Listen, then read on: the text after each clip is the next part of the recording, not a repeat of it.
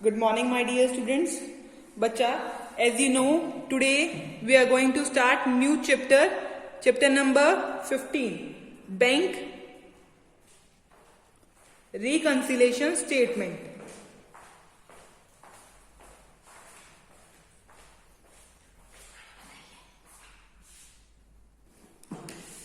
Okay, today we are going to do Bank Reconciliation Statement. ठीक है, आज हम चैप्टर पढ़ने वाले हैं बैंक रिकंसिलेशन स्टेटमेंट। बच्चा, हम बैंक रिकंसिलेशन स्टेटमेंट कब बनाते हैं? जब हमारी पासबुक और कैश बुक हमारी मैच नहीं करती ना बच्चा, हम बनाते हैं बैंक रिकंसिलेशन स्टेटमेंट। ठीक है, अब देखो हम पढ़ने वाले हैं, पहले थ्योरी पोर्शन पढ़ेंगे, उसके बाद हम क्वेश्चंस पे आएंगे। देखो, usually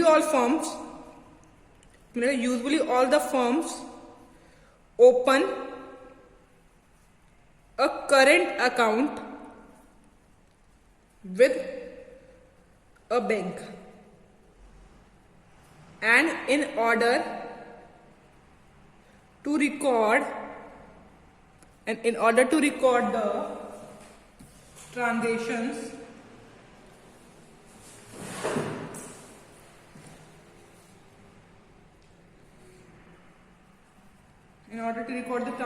entered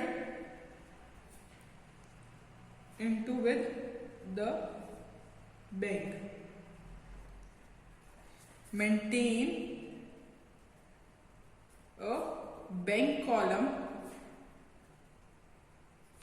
in the cash book।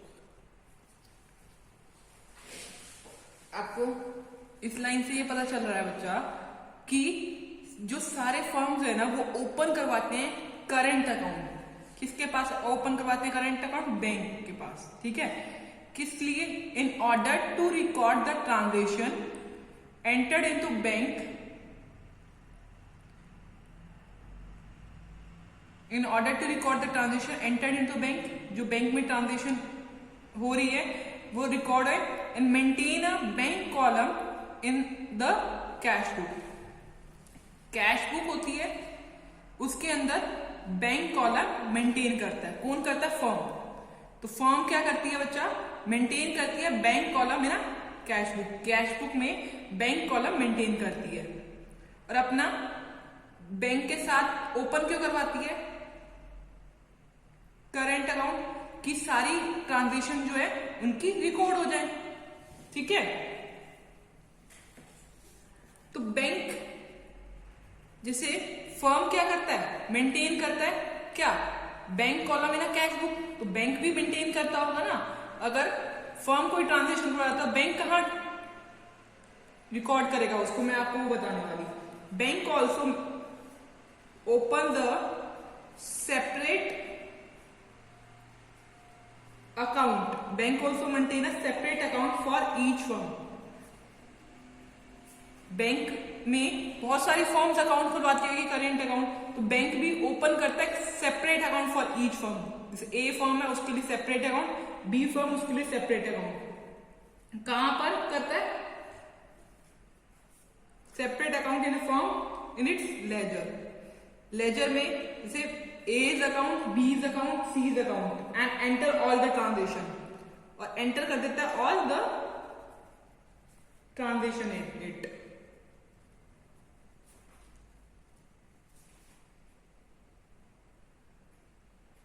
Okay,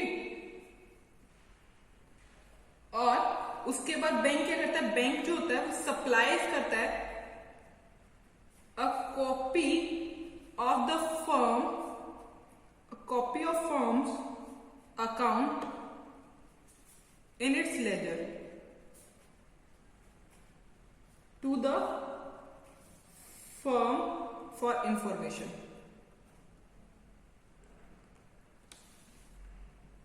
bank supplies a copy of firm's account in its ledger. Firm के अकाउंट की जो सारी कॉपीज होते हैं वो लेजर में ट्रांसफर कर देता है to the firms for information. Firm को इंफॉर्मेशन मिल जाए, इस वजह से उसको भी कॉपी प्रोवाइड करता है। देखो, बैंक ने क्या कहा? सेपरेट अकाउंट खोल दिया और लेजर में ट्रांजेक्शन कर ली। ठीक है, बट इससे इससे जो फर्म है उसको क्या पता चला, फर्म को क्या पता चला, इससे फर्म को कैसे पता चलेगा, फर्म को पता चलेगा जब ये कॉपी जो है ना फर्म अकाउंट की वो सप्लाइड होगी बाय बैंक, जिसे हम कहते हैं पासबुक। देखो इस चीज से बचा सारी चीजों से, अगर आपको ये समझ नहीं आया तो दो चीजें मैं आपको समझा रही हूं। देखो पहला और दूसरा। पहली चीज है जो फर्म है वो बैंक के पास अकाउंट खुलवाते हैं, और जो फर्म होते हैं वो मेंटेन करते हैं कैश बुक में बैंक कॉलम। पहली चीज, फर्म जो है बैंक के साथ अकाउंट खुलवाते हैं और उसमें क्या करते हैं, मेंटेन करते हैं कैश बुक में बैंक कॉलम। सिर्फ इतना, इससे समझा आपने। दूसरी चीज देखो, फर्म जो है अकाउंट खोलती है, फर्म नहीं बचा, सॉरी, बैंक जो होती है अकाउंट खोलती है फर्म के, डिफरेंट फर्म्स के अकाउंट खोलती है और क्या करती है, लेजर में सारी ट्रांजेक्शन कर देती है। ठीक है, बैंक क्या करती है, अकाउंट ओपन कर देती है हैं, और उसकी सारी ट्रांजेक्शन कहां कर देती है, लेजर में कर देती है। ठीक है, लेजर में करने के बाद क्या लेजर में सारी पोस्टिंग सही हुई है, क्या सही गई है सारी ट्रांजेक्शन, ये फर्म को पता करने के लिए एक बैंक पासबुक बना देती है।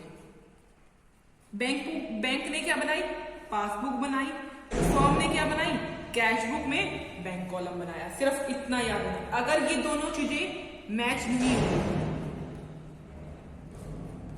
हो रही तो कुछ ना कुछ गड़बड़ है। जब ये कुछ गड़बड़ होती है तो हम बैंक रिकंसिलिएशन स्टेटमेंट ओपन करते हैं। ठीक है, अगर इन दोनों कोई बुक्स में गड़बड़ होती है तो ठीक है, अगर ये दोनों बुक्स सही है, पासबुक और कैश बुक, अगर जो ये सब मैच कर रहा है तो कोई भी प्रॉब्लम ही नहीं है। ठीक है, अगर ये दोनों में कुछ गड़बड़ तो हमने कुछ ना कुछ एरर करा है ना, तो वो हम पढ़ते हैं। देखो अब इसकी हमने ये थ्योरी पढ़ी, अब इसकी डेफिनेशन देखो, डेफिनेशन से आपको एग्जैक्टली पता चलेगा। Bank reconciliation statement is a statement, ये एक स्टेटमेंट है, ये अकाउंट नहीं है, एक स्टेटमेंट है, prepared, bank reconciliation statement is prepared mainly to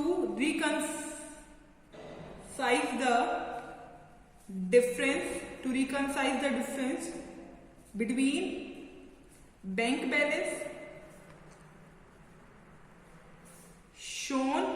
balance shown by the cash book and bank passbook।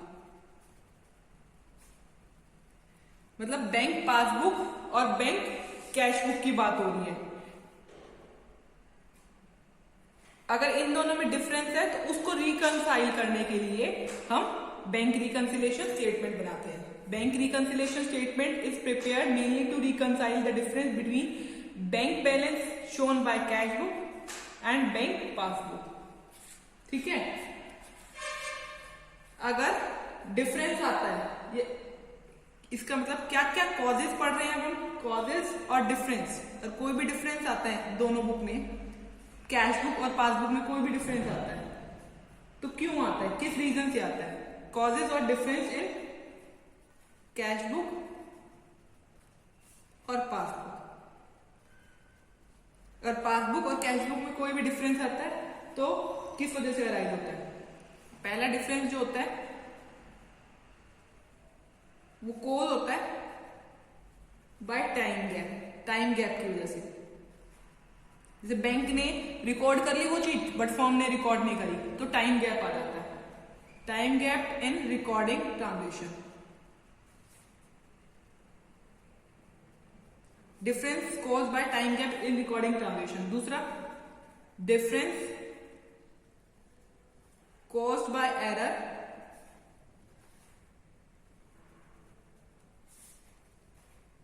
committed in recording transaction. Time gap की वजह से डिफरेंस आया।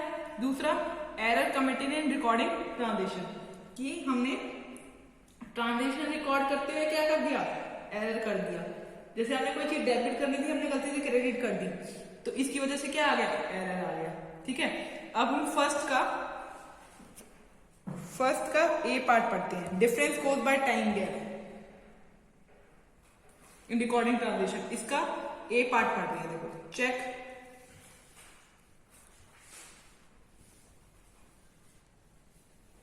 issued but not yet presented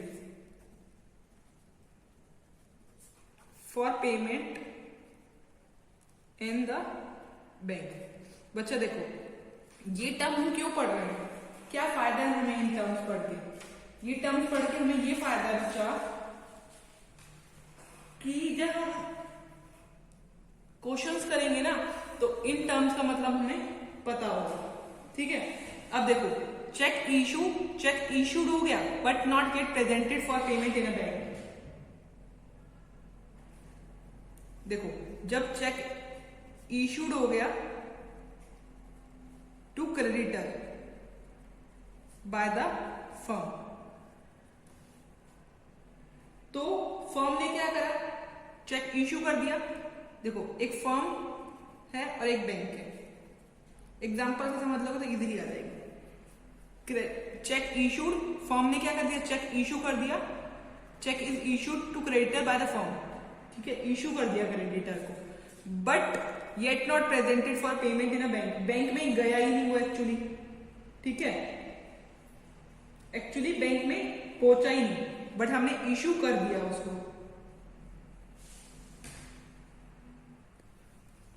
तो firm ने क्या कर दिया, इशू कर दिया। फर्म का क्या होता है, कैश बुक होती है फर्म की, और इसकी पासबुक होती है। जैसे बैंक में 1000 रुपए थे और इसके पास भी 1000 रुपए थे, चेक था 500 रुपए का। ठीक है, अब कैश बुक का होता है debit comes in, credit goes out. तो फर्म ने क्या, 500 रुपए का चेक के नाम से काट दिया, 500 रुपए बच गए फर्म के पास, और बैंक के पास वो पहुंचा ही नहीं। तो बैंक के पास तो 1000 रुपए ही शो हो रहे हैं ना, तो बैंक के पास कितने हैं, 1000 रुपए, बट फर्म के पास क्या है, 500 रुपए। तो बैंक की पासबुक की तो कोई गलती नहीं है बैंक वालों की, क्योंकि बैंक के पास तो चेक पहुंचा ही नहीं ना, बट हमने अपनी तरफ से दे दिया था, तो हमने इस तरफ से काट दिया। बट ये हमें देखना पड़ेगा पासबुक में। अब हम थोड़े टाइम बाद क्या करेंगे, पासबुक में देखेंगे तो हम देखेंगे 1000 रुपए ही है पासबुक में, क्योंकि वो चेक पहुंचा ही नहीं। ठीक है, तो हम पासबुक को चेंज नहीं कर सकते, पासबुक को हम चेंज नहीं कर सकते, हम अपनी ही इस सिस्टम को चेंज करेंगे। तो हम क्या करेंगे, प्लस में 500 कर देंगे और 1000 बना देंगे इसको, दोनों साइड 1000 रुपए का बैलेंस आ जाएगा। ठीक है, बट अगर कैश चेक पहुंच जाता तो यहां से भी डेबिट साइड से कट जाता, तो 500 रुपए आ जाते दोनों साइड। ठीक है,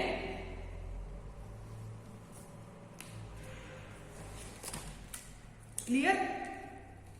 ये किसकी वजह से हुआ, टाइम गैप की वजह से हुआ। ठीक है, time gap between the issue of cheque and its presentation in bank।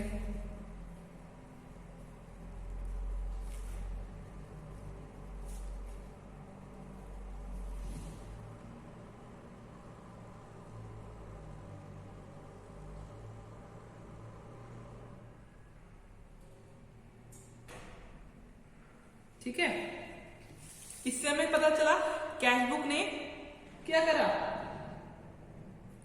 Cash book ने कम बैलेंस शो करा अगर हमने कंपेयर करा तो, क्योंकि इसने चेक इशू करा बट प्रेजेंट नहीं हुआ। जब प्रेजेंट ही नहीं हुआ तो बैंक कैसे एंट्री करेगा, है ना। अब सेकंड देखो, B part, cheque paid into the bank. हमने बैंक में चेक पे कर दिया for collection, but not yet credited by bank.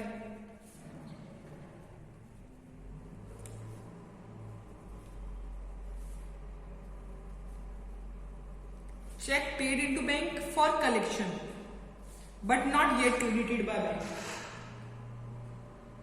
देखो फर्म ने क्या करा, चेक रिसीव करा कस्टमर से और उन्होंने क्या करा, डिपॉजिट कर दिया बैंक में।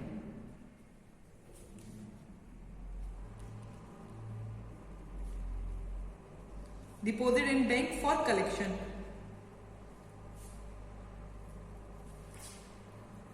और उन्होंने क्या करा, उनके पास कौन सी है, कैश बुक है ना, पता है ना, कैश बुक का बैंक कॉलम है और यहां पर क्या है, ये पासबुक है, बैंक की पासबुक है, फर्म की कैश बुक है। ये करते ही फर्म ने क्या करा, उन्होंने क्या करा, रिसीव करा था, तो debit word comes in, credit word goes out. तो डेबिट साइड पे क्या करा उन्होंने, चेक था उनका 1000 रुपए का, 1000 रुपीज का चेक था, 1000 रुपए प्लस कर दिए। पहले 1000 रुपीज थे, उसके पास भी 1000 रुपीज थे, इन दोनों के पास 1000 रुपीज थे। अब क्या करा हमने, 1000 रुपीज रिसीव कर लिए और बैंक में डिपॉजिट कर दिया 1000 रुपए का। तो क्या हुआ, अब इसमें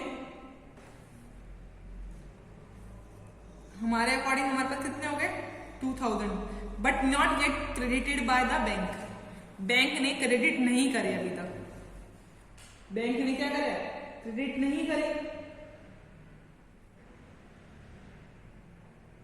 इसकी वजह से क्या हुआ, पासबुक और चेकबुक जो है मैच नहीं हुई। ऐसा ही हुआ ना, चेकबुक और पासबुक मैच नहीं हुई। किसकी वजह से, गैप, टाइम गैप की वजह से। ठीक है, ओके।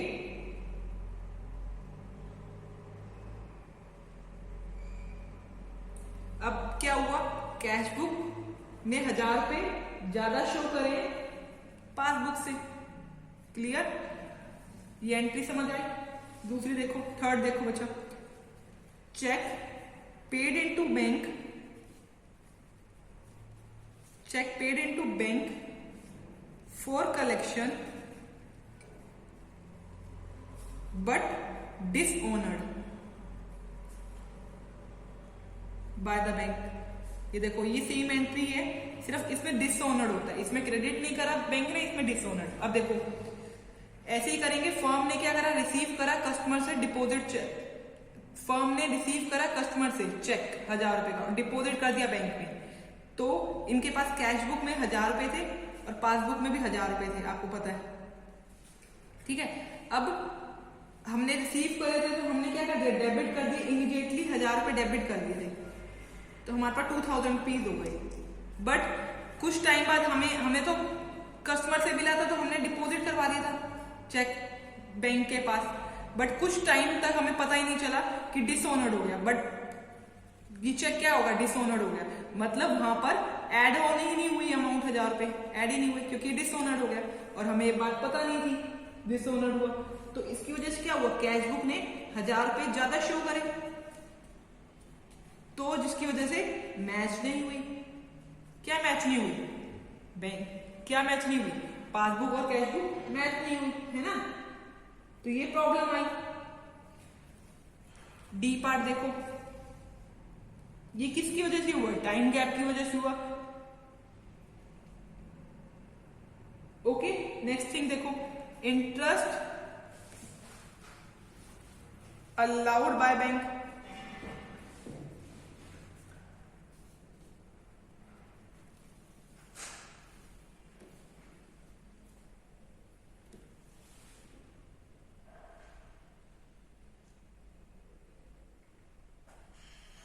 देखो, इंटरेस्ट अलाउड बाय बैंक, देखो एक कैश बुक है फर्म के पास और पासबुक इनके पास है बैंक के पास। ये बैंक के पास पासबुक है, फर्म के पास कैश बुक है, दोनों में 1000 का बैलेंस था। ठीक है, अब देखो आपको पता है बैंक जो है वो इंटरेस्ट देता है हर 6 मंथ के बाद। इसने 10% इंटरेस्ट दे दिया तो 100 रुपए इसने बढ़ा दिए, बट मुझे ये चीज के बारे में नहीं पता। मुझे कब पता चलेगा? जब मेरे पास पासबुक आएगी। जब मैं पासबुक आएगी मेरे पास जब भी तो पता चलेगा। तो मैंने कोई एंट्री नहीं कर रखी थी, इन्होंने एंट्री कर रखी थी, जिसकी वजह से क्या हुआ? कैश बुक लेस थी और पासबुक ज्यादा थी, है ना। ये किसकी वजह से हुआ? गैप ऑफ टाइम की वजह से हुआ। क्लियर बच्चा? ये मैच नहीं हो रही ना।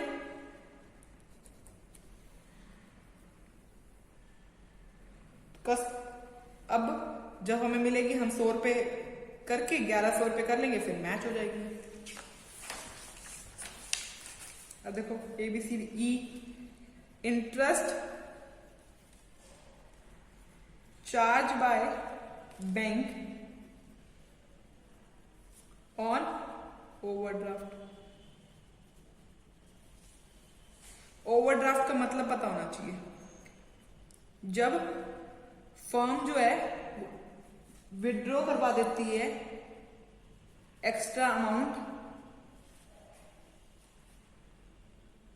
अपने बैंक से, जितने डिपॉजिट करे, जैसे उसने 5 लाख डिपॉजिट करवा रखे थे और उन्होंने 6 लाख निकलवा लिए, तो 1 लाख रुपए एक्स्ट्रा निकलवाए ना, तो क्या लगाया उसने? ओवरड्राफ्ट लगा दिया, इंटरेस्ट लगा दिया ओवरड्राफ्ट पे। 1 लाख पे उसने इंटरेस्ट लगा दिया, ठीक है।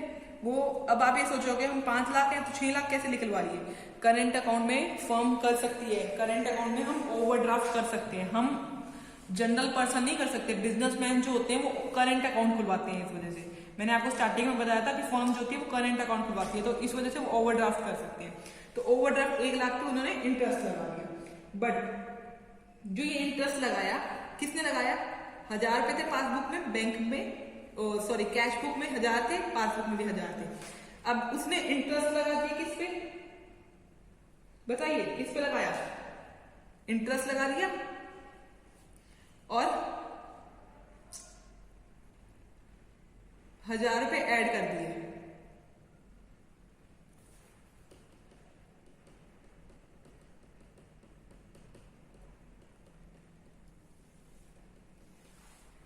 जैसे उसने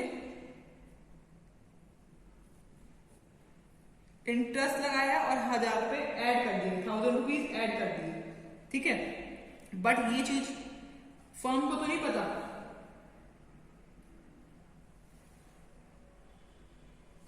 ये कब पता चलेगी? जब हमें पासबुक मिलेगी, जब हमें स्टेटमेंट पता चलेगी, जब भी तो पता चलेगी, अदरवाइज तो अनकंप्लीट है, ठीक है। तो इसने इनमें और इनमें डिफरेंस शो हुआ, जिसकी वजह से हमारी मैच नहीं हुई दोनों बुक्स, पासबुक और कैश बुक। ये किसकी वजह से हुआ? टाइम गैप की वजह से हुआ। गैप, टाइम गैप की वजह से, ठीक है। अब देखो नेक्स्ट पॉइंट, बैंक चार्जेस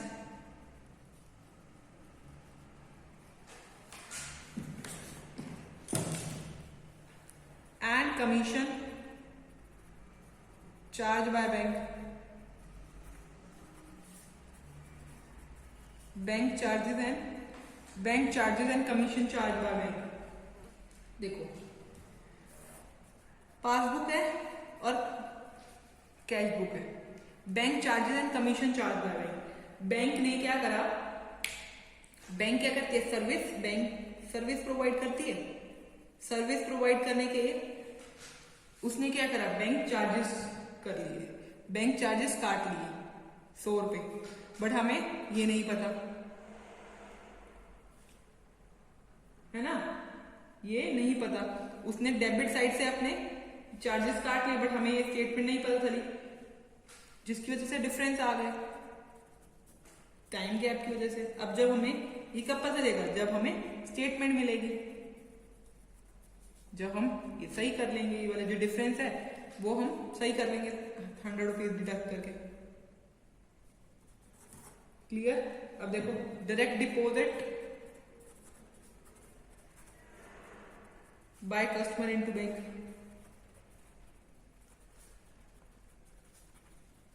बच्चा कई बार ऐसा होता है ना, फर्म का कोई कस्टमर है, उसने बिना बताए क्या करा, हमारे अमाउंट कुछ डिपॉजिट करवा दी। अब उसने बिना बताए अमाउंट बैंक में डिपॉजिट करवा दी। अब मेरी कैश बुक में तो 1000 रुपीज है और पासबुक में भी 1000 थे, बट मेरे से पूछे बिना उसने 1000 रुपीज जमा करवा दिए बैंक में। मेरा कोई कस्टमर ने बैंक में सीधा डायरेक्टली जमा करवा दिए, ठीक है, बट इस चीज की नॉलेज मुझे तो नहीं है। जब मैं पासबुक रिसीव करूंगी जब भी मुझे पता चलेगी, जिसकी जब मैं 1000 ऐड कर दूंगी, ठीक है, ठीक है बच्चा।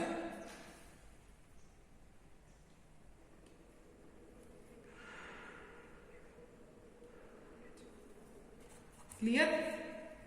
Next thing, interest and dividend collected by firm, collected by bank. अगर कोई भी इंटरेस्ट या डिविडेंड जो है वो कलेक्ट हुआ है बाय द बैंक,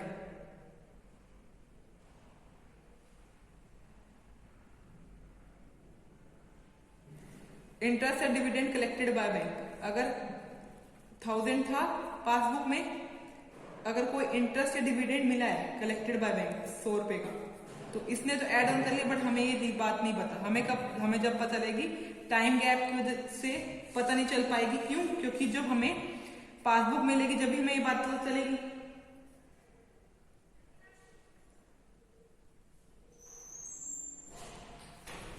इन्वेस्टमेंट पे कोई इंटरेस्ट मिला और हमारा ऐड ऑन हो गया, बट हमें ये बात नहीं पता, ठीक है। अब लास्ट है बच्चा, direct payment made by the bank on the behalf of customer. कई बार आपने देखा होगा कि हमारे अकाउंट में पैसे होते हैं और हमारे अकाउंट से वो पैसे कट जाते हैं, किसी रीजन से कट जाते हैं।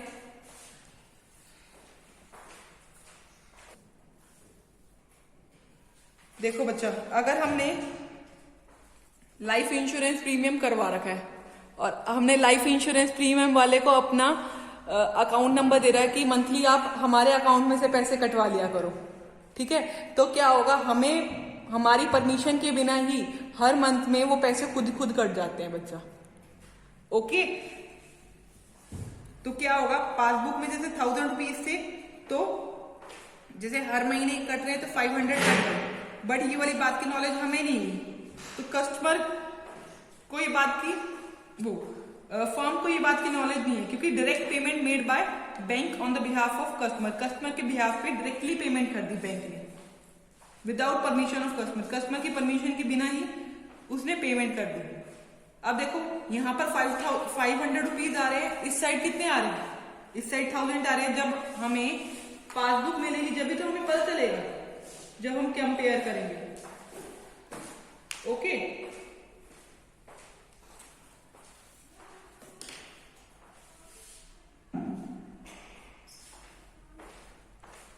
ओके बच्चा, ये किसकी वजह से, टाइम गैप की वजह से होता है। ये पॉइंट्स बच्चा पढ़ लेना। हम नेक्स्ट वीडियो में हम क्या करने वाले हैं, नेक्स्ट वीडियो में हम difference caused by error committed in recording transactions पढ़ेंगे।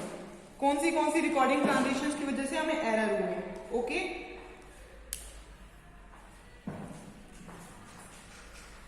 This thing clear. Today we have done BRS, okay, and causes of difference in cash book और पासबुक। पासबुक और कैश बुक में जब डिफरेंस होता है ना, उसी को BRS कहते हैं। Okay, this we have completed. In next video we will complete second point. Till then you should read these topics.